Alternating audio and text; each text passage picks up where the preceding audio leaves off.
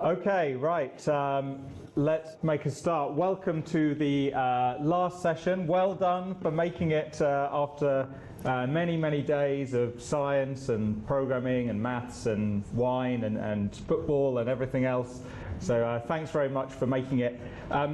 I just want, before I sort of forget and we get to the end, and I forget to do this, I'd just like to thank very much our team here, particularly the research software engineers who've been delivering the training and have worked super hard in sort of preparing everything for you and getting everything ready. So let's give them a round of applause for the team.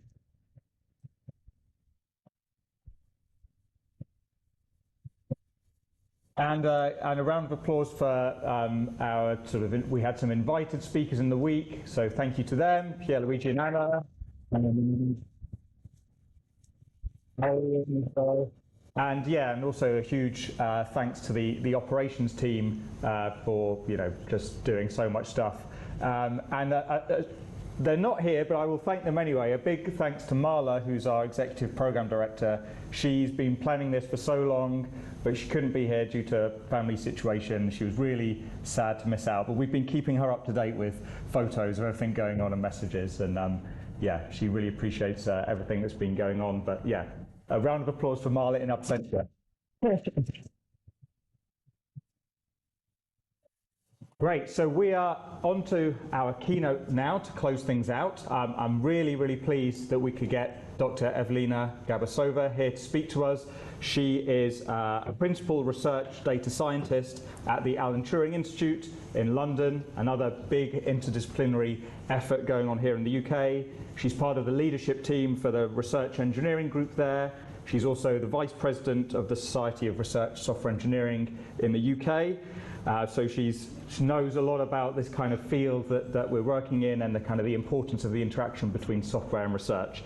She's got a long background in maths and programming as well. She did her PhD here at the University of Cambridge in mathematics, specializing in Bayesian modeling of unsupervised learning in a sort of biomedical context.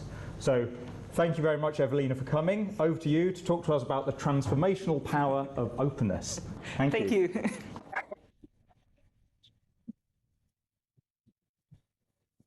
So, hello everyone, and thank you for staying this long. So I am the only thing that stands between you and a wine reception, so I will try to be on time. So Dominic already introduced me. So yeah, I am the principal in the research engineering group in the Turing. This is our team. We are currently 39 people, so quite a large team. And we work across many domains, and we have three types of roles. One is a data scientist, the other is a research software engineer, and the third one is a research computing engineer. So, well, the actual spectrum of skills is fluid, and people usually self-identify as one of those. And just to give you a flavor of the types of projects we have been working on, we do everything from doing reinforcement learning for air traffic control in collaboration with the National Air Traffic Control Service in the UK, to modeling artificial environments of underground farms. There used to be an underground farm in London in a disused underground tunnel, and a company was growing microgreens in there, and we were developing a digital twin of the environment in collaboration with researchers so that they can optimize things like humidity and ventilation. The company unfortunately went bust after the pandemic, because it turns out that there is only so many high-level restaurants that would order microgreens from a very fancy underground tunnel. Still, the mathematics was very cool. And yeah, all the way to modeling various textual sources from the Industrial Revolution in collaboration with the British Library. So it's a huge spectrum of projects. But I would like to talk about various things open. And I will start with open source. So who has ever published anything that they would say was open source? Quite a lot of people. Nice. So where does actually open source come from? You might be familiar with the 4 freedoms of open source. So these are the official freedoms that all the open source licensing is based on. And well, I will read through them. So freedom number 0, I love that it's freedom number 0, is freedom to run the program as you wish, then study how the program works, redistribute copies, and distribute copies of modified versions. And the necessary precondition for all of this is access to the source code. So that's why open source is quite often reduced to just having the source code available. And if you look at the open source initiative, they have all the rules that an open source license must satisfy to be called open source. I don't want to go through all of that. But basically, the main principles are transparency through the source code being available, reusability, and extensibility. And I want to look at things like open science and open source in academia through this lens. So let's have a look at that. Who has heard the term open science? Everyone, basically. Amazing. So what does it actually mean? It doesn't mean just publishing a paper. It means publishing all of the intermediate steps in between as well, from the data to how you process the data, actually put in your models or in your papers. Basically keeping track of the tools that you are using, publishing all the code that you used, all the results, and basically making everything reproducible from start to the end, so that anyone who would like to do it again could do that in principle. And yeah, there are a lot of frameworks for why open science is important. For example, infrastructure. It depends on the tools that we use, so we should create openly accessible tools through our research. Just pragmatically, we should be efficient, so we should keep track of the things that we do. Measuring impact of how we do science. We should democratize the access to science, and if the research is funded by the public, it should be made public. So these are all very nice high-level ideals. I think we can all get on board with those. But it's all behind this idea of reproducibility. Why do we care about reproducibility? I think we can all read these nice ideas and reasons and agree with them in principle. But to make it really, really tangible, I will go through a couple of anecdotes. I will focus on a few examples using a technology that's inherently not reproducible, but very widely used in research. Can anyone have a guess? It's very widely used, not reproducible. Spreadsheets. Correct. So during the pandemic, you might remember all the contact tracing work that has been done. And all the traced COVID infections were reported, and they were published. And these are the data from the end of September to beginning of October of 2020. So contact tracing was really quite big at the time. We didn't have a vaccine. We were all sitting at home. But politicians were looking at the data and were thinking, oh, the contact tracing works. All the infections are stable. They are not increasing. And then they realized that there was a mistake in spreadsheets because they were using the XLS format to collate all the data coming from regional centers. And that has a limit of about 65,000 lines. So in reality, the data looked like this.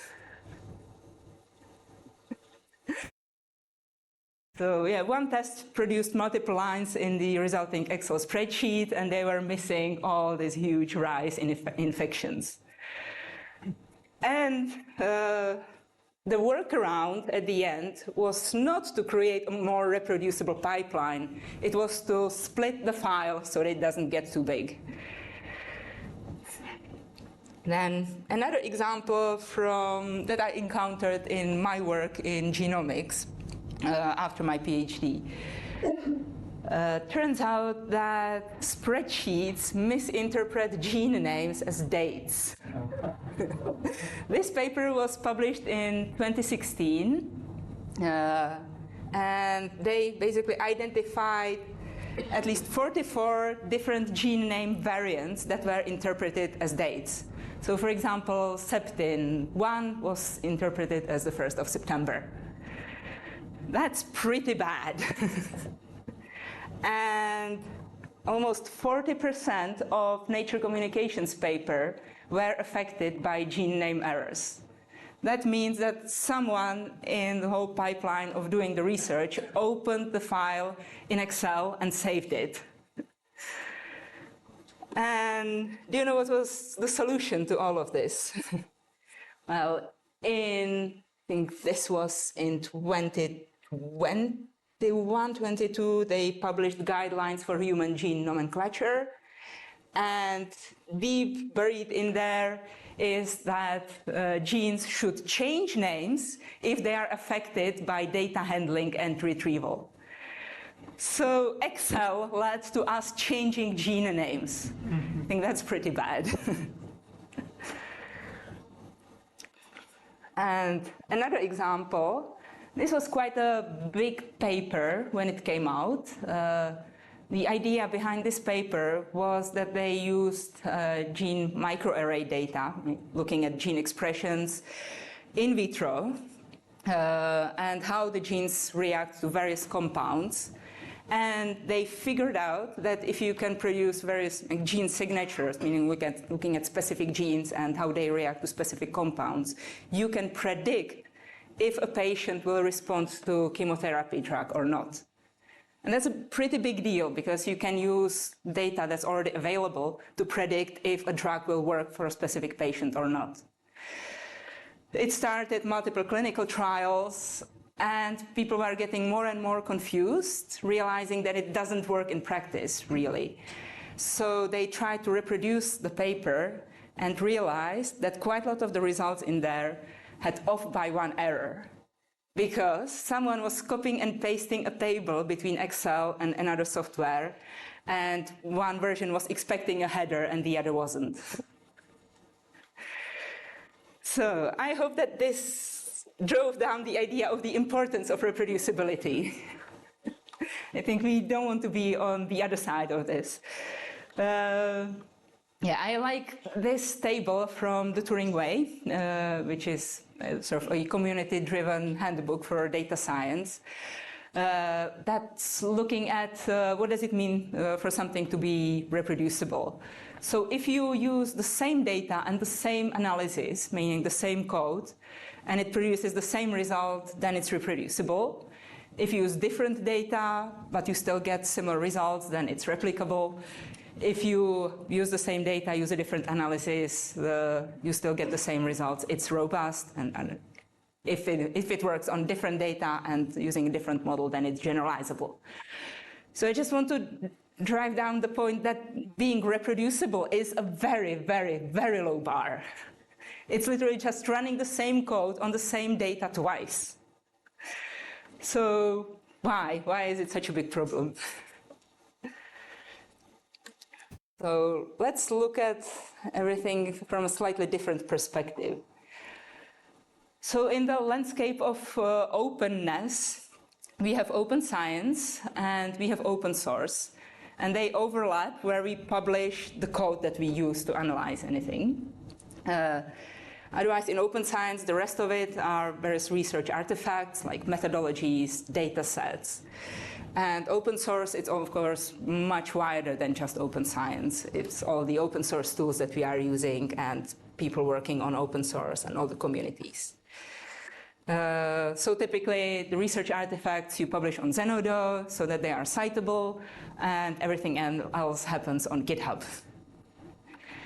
And think we made quite a big way towards acknowledging and supporting open science.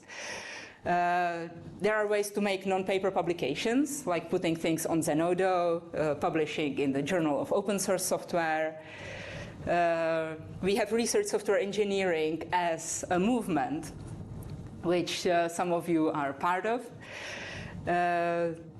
So it's entire careers for people who are interested in making things reproducible and properly implemented in software. Ref 28, which is REF is the evaluation system for UK universities, allows more people to submit outputs in there. It doesn't have to be just people full-time employed as researchers. There's something called COARA, which is a European initiative, which is a coalition for reform of research assessment, where they are promoting alternative career paths in research and submitting alternative research outputs, not just papers. There is a huge community effort to celebrate alternative outputs and all the research artifacts, like the hidden ref and all the great work that the SSI is doing. So yeah, if it's a data set, if it's a piece of software, if it's methodology, if it's anything else, you can now publish it and get recognition for it. And I think part of it is this summer school as well. So it's quite a large ecosystem shift. But when we look at where the money actually is, when we look at past ref submissions, you may have seen this plot if you saw any sort of talks by Hidden Ref or SSI.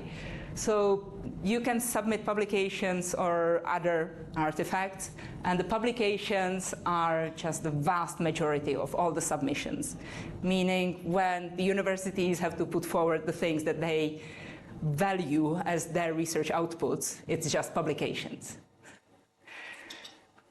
And I think impact can be so much larger, and sometimes the most impact comes from things that you wouldn't understand, you wouldn't expect immediately.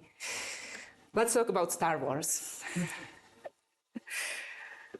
So let me tell you a story. Back in 2015, the new Star Wars movies started coming out, and I had a bit of fun over weekend, and what I did, I downloaded all the screenplays from all the old movies and parsed them, took out all the character names, seeing if they talk together in a scene or not.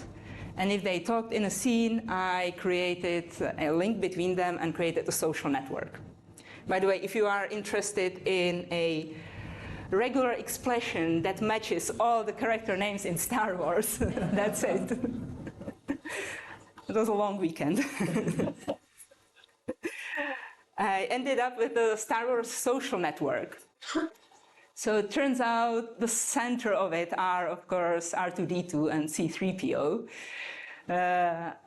And I published it, I put it on GitHub in a JSON format. And after that, I started getting emails from people. Oh, I study social networks in sharks, and I use this data set to explain social networks to my students. Or I wrote a book, and I use this data set to illustrate something. So this is actually my most impactful piece of research. And I'm getting credit for it because I put it on GitHub. So yeah, let's go back to open source in academia. I recently read a book called Working in Public, The Making and Maintenance of Open Source Software by Nadia Iqbal. And she has a really nice framework for classifying open source projects, or sort of how open source projects are produced by comparing growth in users and growth in contributors. And I will briefly go through that. So if we have high user growth, or high adoption, and quite a lot of contributors, or high contributor growth, it's called a federation.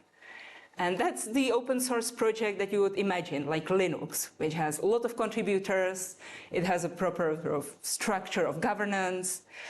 And it has a lot of contributors, it has a lot of users. Another example might be Rust, which is quite a big programming language that has quite a lot growing user base, growing contributor base.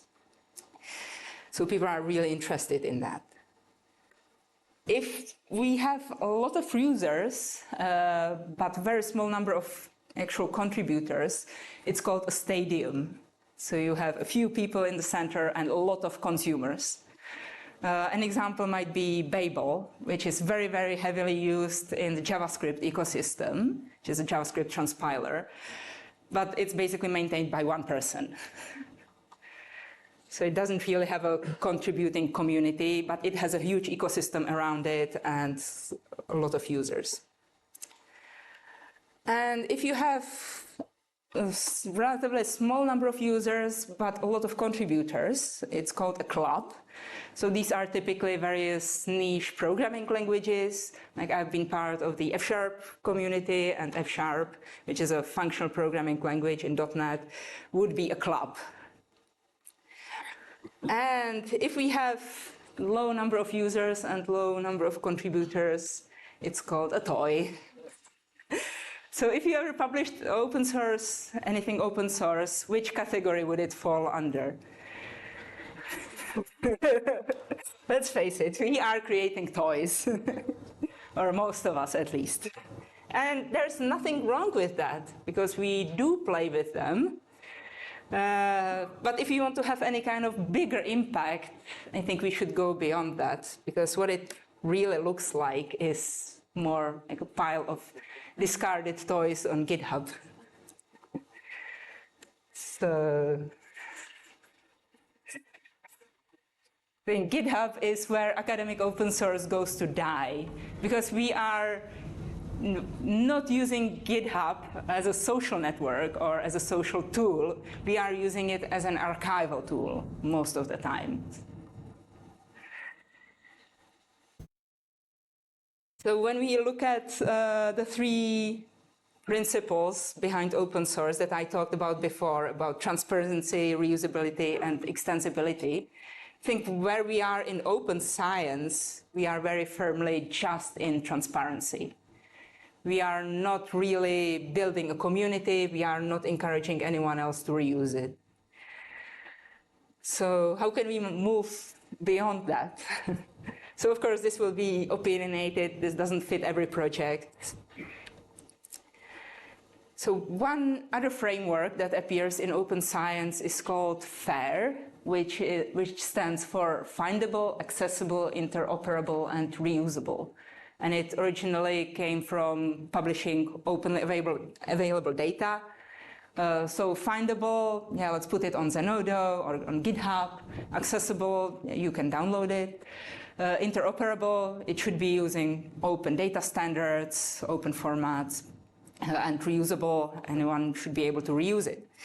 So that sounds fairly similar to open source in some ways.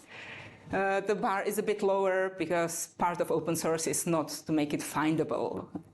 But the key part here is the interoperability, and I think we should go beyond that to composability. It wouldn't make a nice acronym, though. So I think when you are building a tool, you should align yourself with the ecosystem.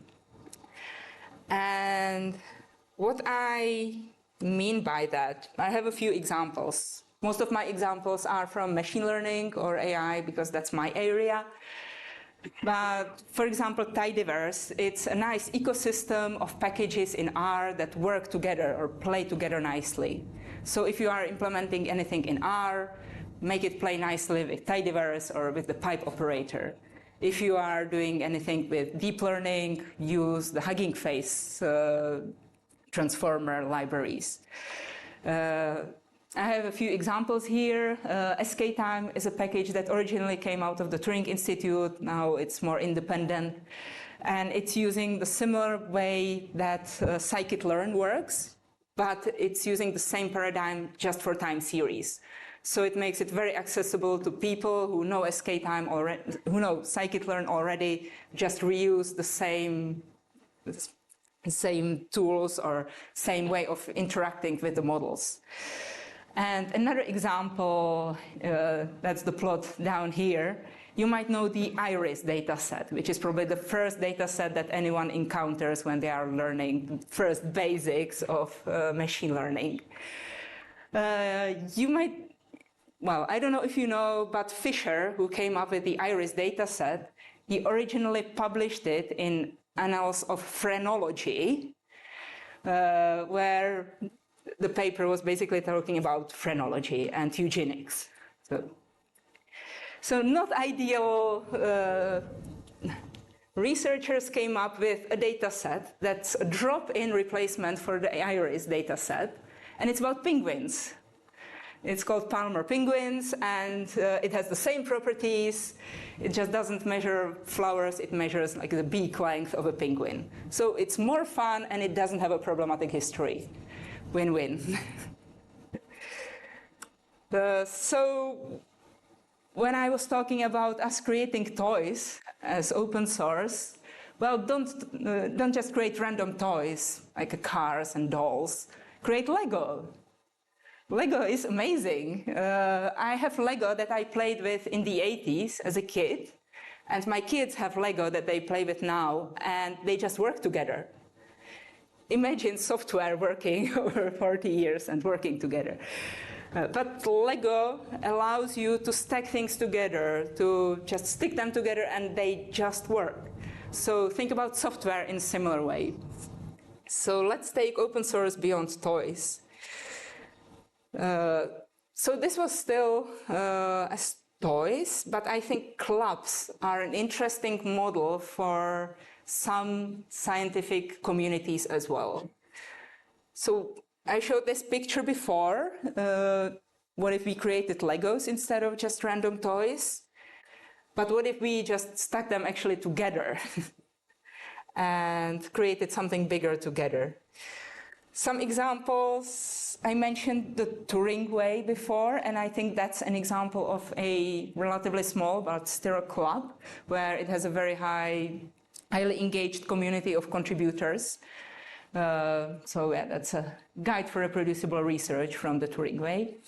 And another example is AstroPy, which is astronomy-related tools in Python.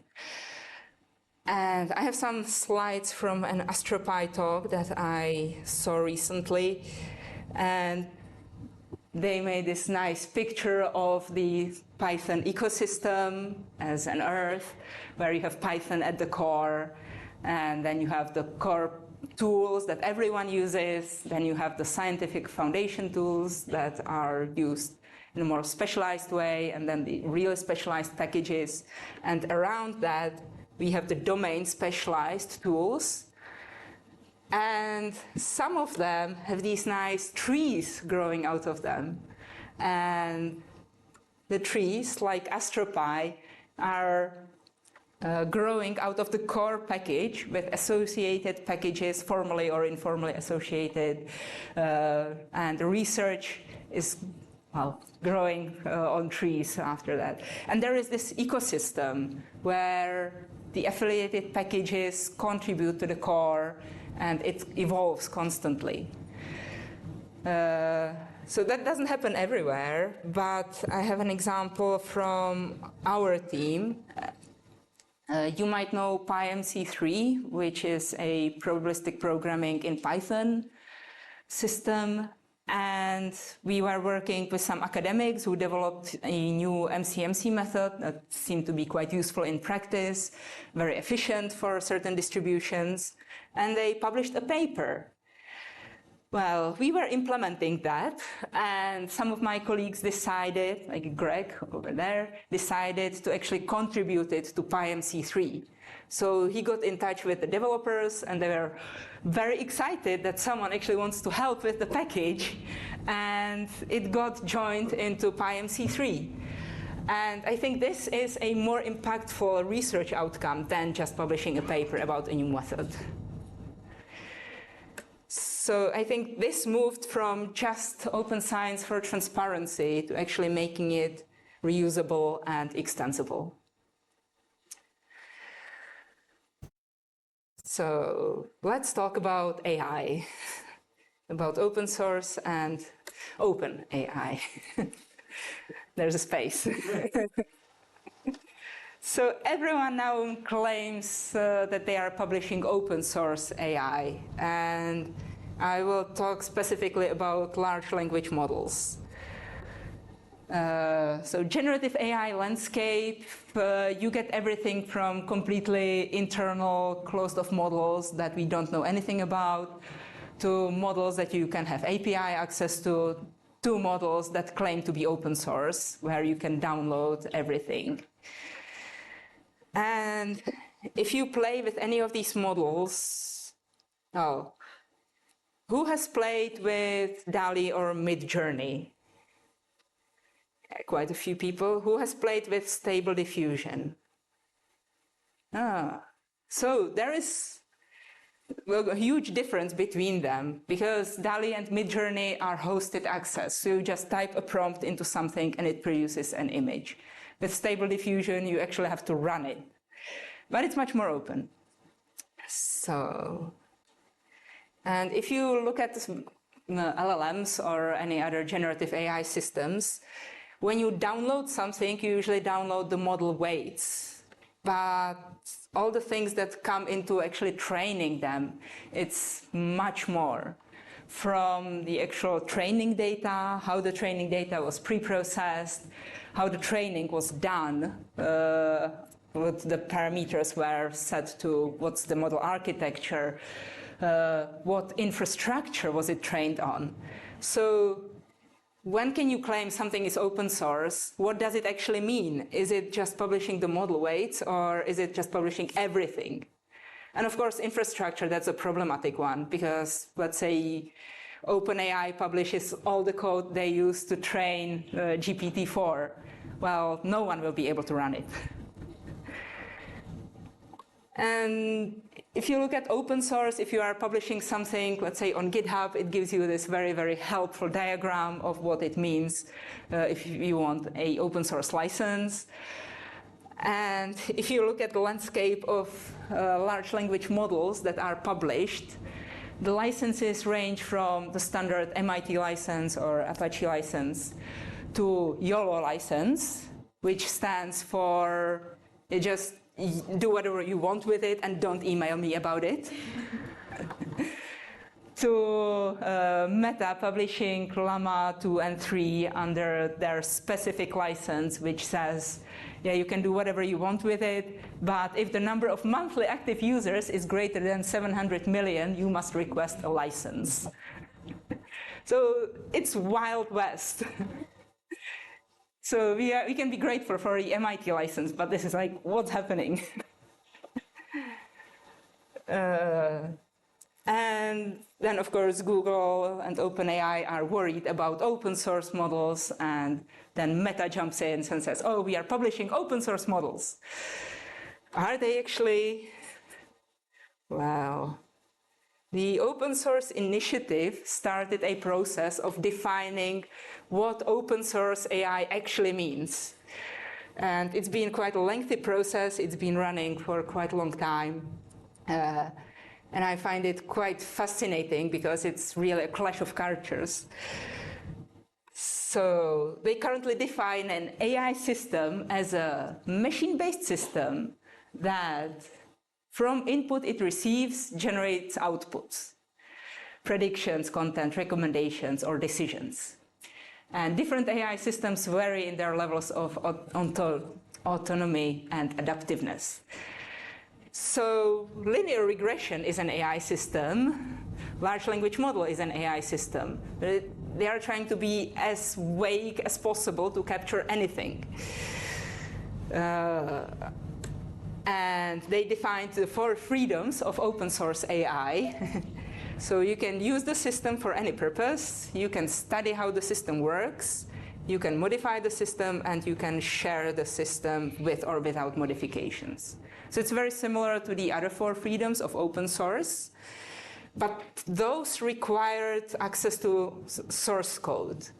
So what do they require here? They require access to the preferred form.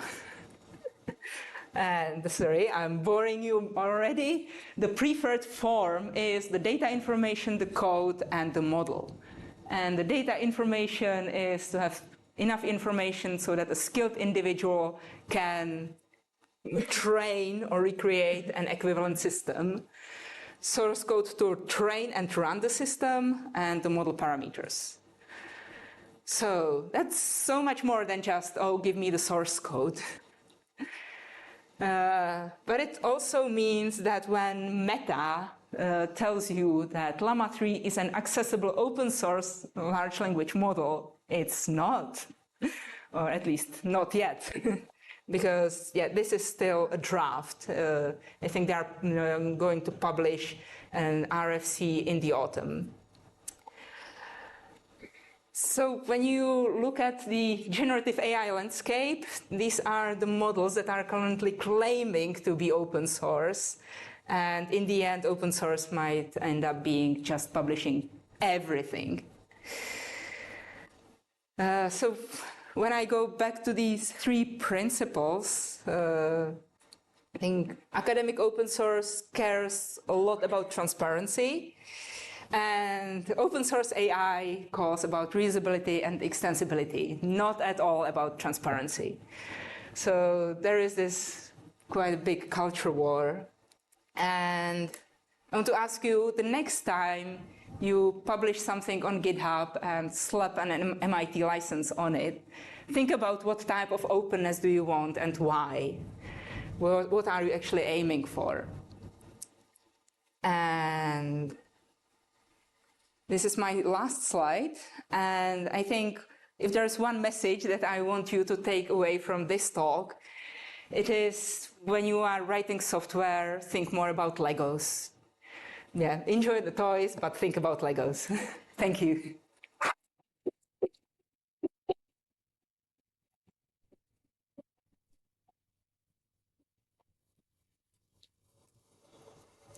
And I think I finished early, so we have time for questions, or we can go enjoy the wine. Okay. Great. Thanks so much, Evelina. So much there that I think chimes with our community. And earlier in the week when we were doing the cross-Vesry, we talked a lot about modularity and being able to plug things together and this kind of composability. So this is really exactly what we've been sort of grappling with as a community. So is there any questions we have for Evelina? Yeah.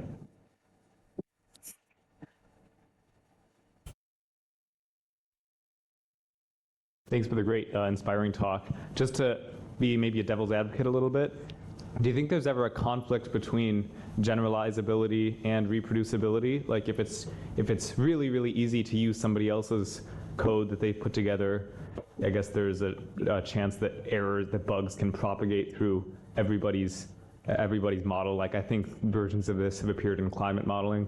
So is there a certain amount of healthiness to some reinventing the wheel across the community? Very good question. So if everyone uses the same tool, will it end up with everyone having the same problems? I think if we go back to, give me a second, this slide, I think there's a lot of value in trying to get the same results using either the same data or different data or equivalent data, but using a different method. So ideally, I would hope that not everyone is trying to prove the same thing using the same program, but that they would be doing alternative approaches to things. So ultimately, I think there's quite a lot of strength in the community scrutinizing the code. We shouldn't be blaming researchers who make any mistakes, but we should be collectively trying to improve everyone else's code and ourselves as well. So, yeah, I don't know if that answers the question, but yeah, there is a danger of everyone using the same thing. Well, we have seen it in the JavaScript ecosystem, where an error in one package can cause a cascade of problems across the whole ecosystem. So yeah, that's a genuine concern, but ultimately, I think there is a lot of power in the community being aware of that and having a look collectively.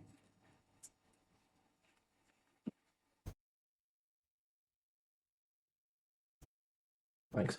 With LLMs in particular, how do you prevent people from modifying them and causing harm? So like catastrophic harm, like cyber attacks, or misusing LLMs?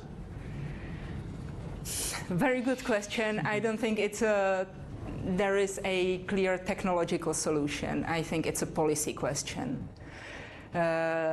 I've been involved in some research recently where we were looking at election misinformation, and turns out that, well, you can fine-tune an LLM to prohibit it to say certain things.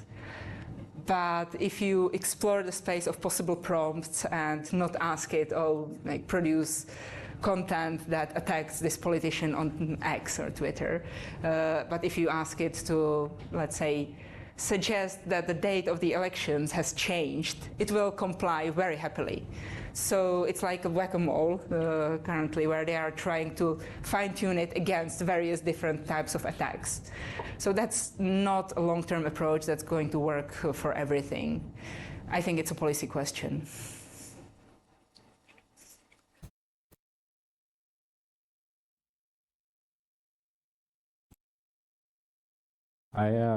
I'm curious about sort of two aspects of the reproducibility and the open source idea of this. So the first one, and you briefly touched upon it when you mentioned even if OpenAI, published all their source code and data and everything, that no one, without a reasonable amount of funding would be able to reproduce it because of the computational cost. And obviously this is true if you do like lab work and need specialist equipment as well. And I was just hoping if you could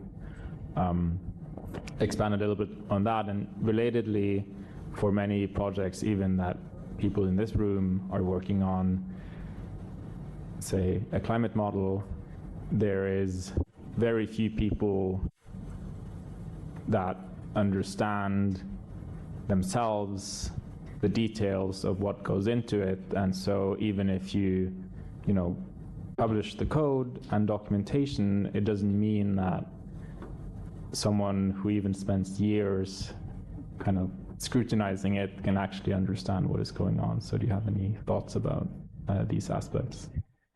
Very good question. So I will, regarding the reproducibility, I think when we are working with large-scale programs, like in climate modeling or LLMs, it's very much hardware dependent, because either you can deploy it on a local cluster where you are working, which might have custom tools. Google or OpenAI have their own infrastructure with custom tools. So there is very limited reproducibility outside of that context. There is still value in publishing source code, even if it's not directly reproducible, because I think people are very, very creative. And for example, in large language models, low-rank approximation allowed fine-tuning of huge models that you wouldn't be able to run directly, but you can just do a very little inference at the end, which changes or fine-tunes the model for a specific application that's accessible to basically anyone with a GPU. So given these advances, it's quite valuable to have access to what happened in the training or how the model looks like underneath. So I think there is still quite a lot of value in that. And I think part of the value is also just philosophical. Do you want to be open about what you did with your models? Or do you want to keep it closed source and then probably commercialize it or something? I think there is a lot of power in just saying, okay, here is my work, even if you can't reproduce it directly, this is how I did it, and I'm open about it.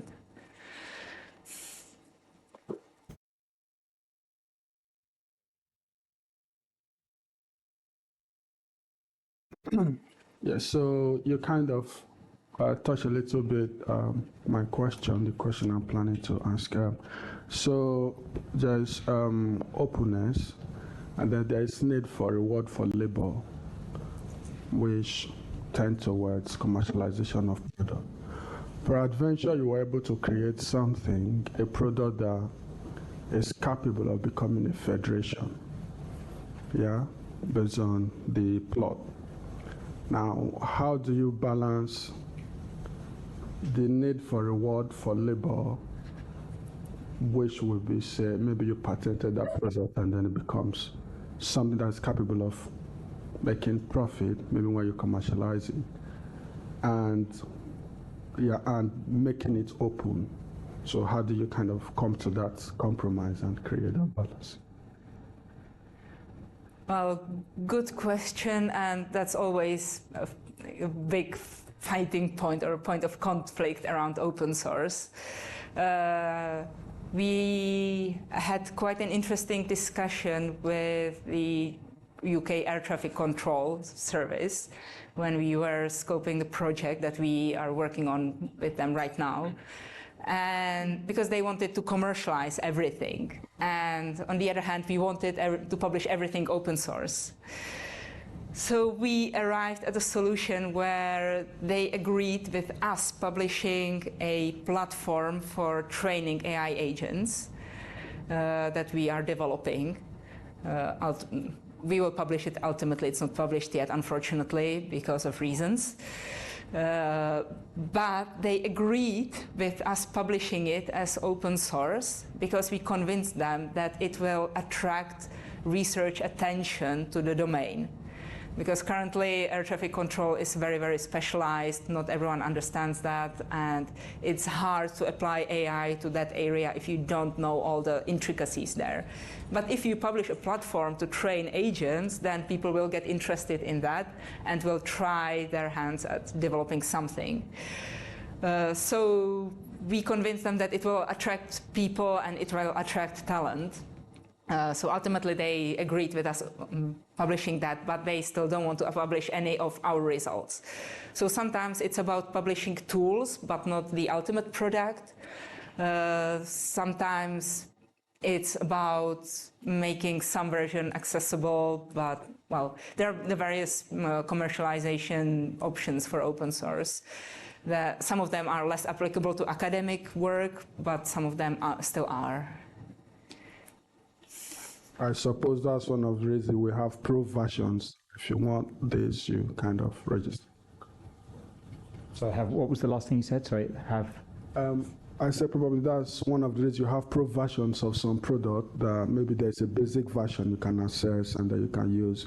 That they say if you want more functionalities for this particular product, sign up for this pro version and you pay a certain amount of money per month. Mm-hmm. Yeah. Question down here still? Well, sort of picking up again on this issue of the typical climate model. So we're talking order of 1 million lines of code, and it's actually a library, and there is a whole workflow management system that decides which bits of the library get compiled to do an experiment, and then the same workflow system decides which initial conditions and which boundary conditions are applied to the experiment. And so for a long time we've argued we should build these databases that document the experiments that contain all of the information that will allow a user to reproduce the experiment, but you still need to have the same machine and all that, otherwise you can't. Now there is a journal that insists that every time we submit an article that we give them the entire code. And I keep saying this is pointless. Either you ask us to produce everything, all the metadata, all the nameless options, everything that allows you to actually recompile the same model that we ran, and all the data that allows you to run it, or else, here's 1 million lines of code, and good luck. Yeah, what's the point? And so a lot of us don't publish in that journal anymore, although that journal is one of the first open access journals for the community, and that's where we usually document it. It was very hard to do, to document how we build models. Nobody cares. Everybody wants just the science bit, so encourages people to use models as black boxes. But now with this policy, we stop submitting papers because I also don't want to keep uploading 1 million lines of code. It takes a lot of work and it's pointless. So I don't know what you think about this.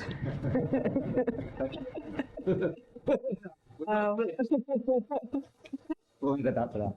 Yeah, I think this came out of a lot of very honest effort to make source code available and to require this of people.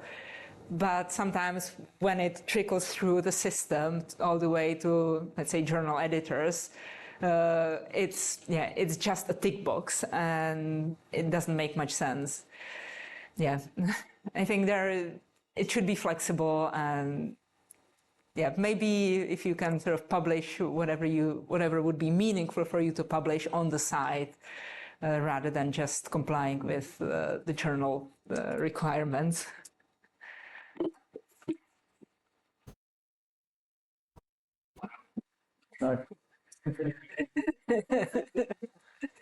Dominic is a runner. Okay. I think there's another question, sort of whether these very, very large AI models sort of can even be reproducible, even if you give like the actual data set. Because if you don't have, for most of these, there's like terabytes and terabytes and terabytes of data, and an enormous amount of computational effort that went into them. I'm talking especially about these like very large Google or Facebook models. Even if you pick up the data, unless you have the like millions of hours of GPU time to train the model, you can't reproduce it. So how does that fit with this idea of reproducibility?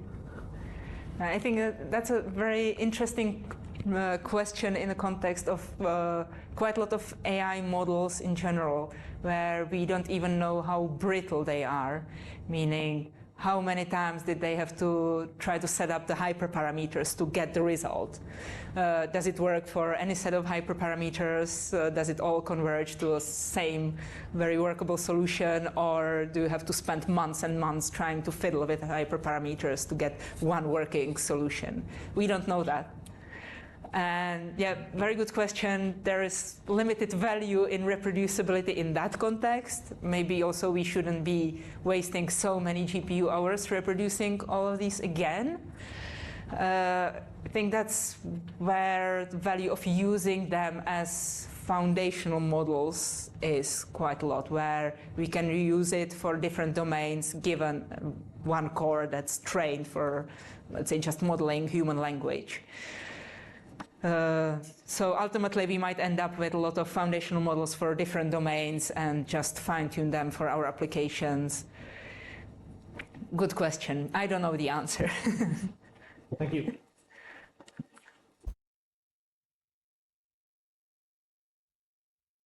It's quite a long discussion.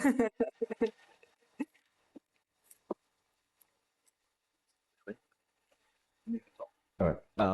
Yeah, I really like the analogy of the Lego blocks, but I think in practice, particularly in academia, I think that it often ends up that folks work on their projects alone initially, or like at least heavily focus on one project per person, and that it ends up being in the end that many people want to actually achieve that goal, but they end up carving Lego blocks maybe misshaped Lego blocks out of like a big toy that was sort of molded. And so I think that part of the solution could be that people sort of collaborate earlier. But I think like my question is sort of like these very sort of strict confinements of academic culture, and I think that's reflected in the publication versus others thing. But do you have any advice or any ideas how to break up that structure? Because I think we all agree that it would be fantastic to go towards that, but I think we run up against this imposed structure again and again. So we're curious what you think. Yeah, I think that's a very good question, and I think as an RSE, or as a person working in the RSE community, I think that should be one of the goals for the profession. To be honest, it's not just working with the academics and delivering a software, delivering a toy at the end. It should be all of this, like aligning with the ecosystem, making it work with all the tools that are established in that area. So that's part of the reason why RSEs are a profession. It's not just researchers who don't care about papers. Well.